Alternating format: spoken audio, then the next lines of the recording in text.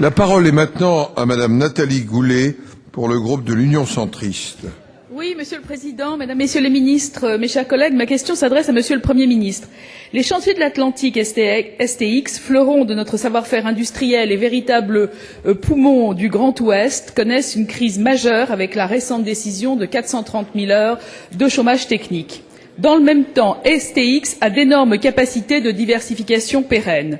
Les ingénieurs étudient en ce moment même la cotation de plateformes de forage offshore pour un client émirien et développent une plateforme technologique de l'industrialisation des énergies marines renouvelables, alors qu'il n'existe en France, à ce jour, aucune capacité industrielle dédiée à ces nouvelles technologies.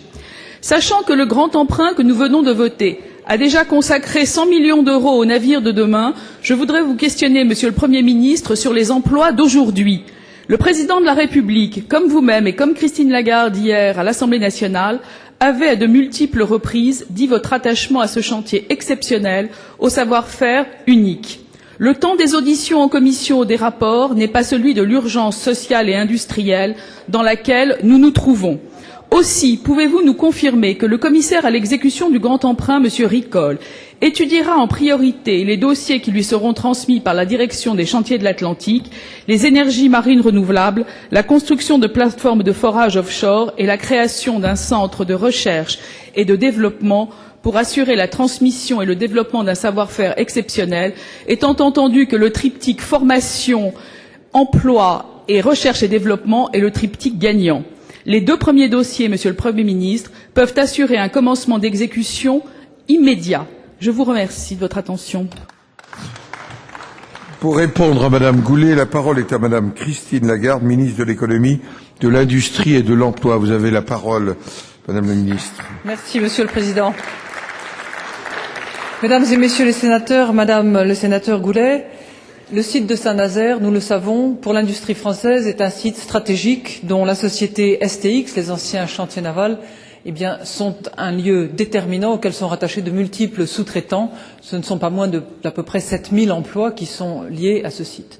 C'est un sujet si déterminant que, Monsieur le Premier ministre, s'en enquiert tous les jours et nous suivons avec énormément d'attention, vous le savez d'ailleurs, le suivi d'une commande stratégique pour le plan de charge des chantiers navals de l'Atlantique, STX, à partir du 25 février, puisque le navire actuellement en construction sera probablement terminé à cette date-là.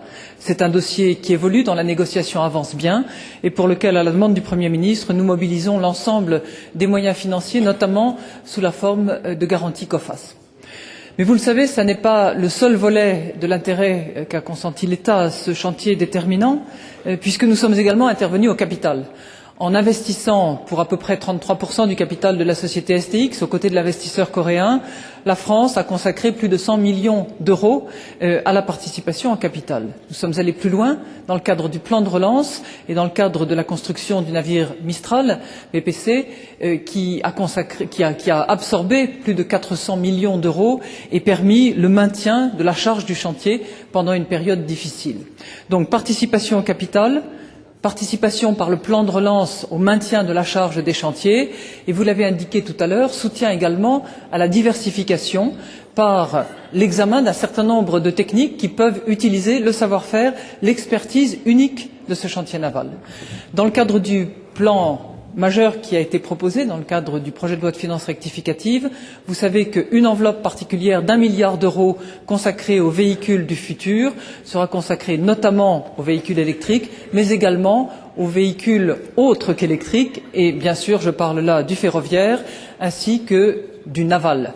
Dans ce cadre-là, M. René Ricol, le commissaire à l'exécution des stratégies d'avenir pour notre pays, aura certainement à cœur de consacrer non seulement son attention et son énergie, mais probablement aussi des deniers publics à la diversification des chantiers pour le bien de ce site déterminant pour notre industrie française.